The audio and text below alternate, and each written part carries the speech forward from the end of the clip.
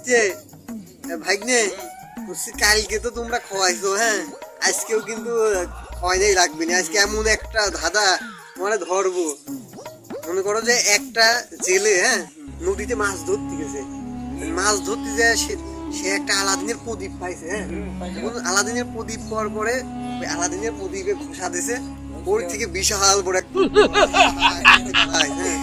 বাড়া আসার পরে জিজ্ঞাসা করতেছে যে তুমি আমার কাছে একটা আমার এই আলাদিনের প্রদীপ থেকে মুক্ত করা যদি তোমার আমি একটা মনের ইচ্ছা পূরণ করবো, তুমি ওই ইচ্ছা আমাকে বলো।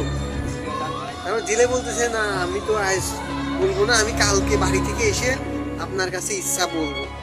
সে বাড়ি গেছে, বাড়ি দেওয়া তার বাবা মা তার বউকে জানাইছে ওই জেলে যে আমার তো এরকম আলাদিনের দৈত্যর সাথে কথা হয়েছে, সে একটা মনের ইচ্ছা পূরণ করার কথা বলছে। হ্যাঁ ভাগ্নে শুনে কিন্তু এখন হচ্ছে তার বাবা বলতেছে যে টাকা পয়সা চাবি, টাকা পয়সা ধন দৌলত এইগুলা চাবি। তার মা চোখে দেখতে পায় না, তার মা বলতেছে তুই আমার জন্য চোখের দৃষ্টি চাবি যে যাতে আমি চোখে দেখি। আর তার বোর বাচ্চা হয় না, ও চাচ্ছে যে ওর বউ চাচ্ছে যে তার জন্য একটা বাচ্চা দেয়।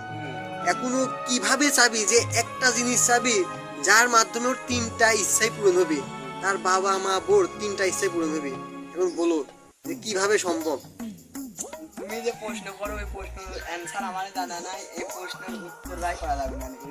কেন কোনোভাবেই সম্ভব না? না উত্তর তো অবশ্যই আছে, আমি তো বলে দেবো। হবে না, হবে না, এটা হবে হবে হবে। তোমরা তাহলে বাজিতে হারিয়ে গেলে কিন্তু আজকেও খাওয়াইতে লাগবে। কি খাবা?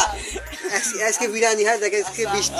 ঠিক আছে, এখন তাহলে প্রশ্নের উত্তরটা হচ্ছে তোমার ওই জেলে তোর কাছে পরের দিন যা বলবে যে আমার মায়ের ইচ্ছা সে তার নিজের চোখ দিয়ে তার নাতি ছেলেকে সোনার দুলনায় দেখতে চায়। ঠিক আছে, সোনার দুলনা বেশি, তার টাকা পয়সাও হয়ে গেল, আর তার মার চোখে দৃষ্টিও ফিরে পেলো, আর নাতি ছেলে আর ওর বাচ্চাও হয়ে গেল। একটা কথার মাধ্যমে তিনটা ইচ্ছা পূর্ণ হয়ে গেল।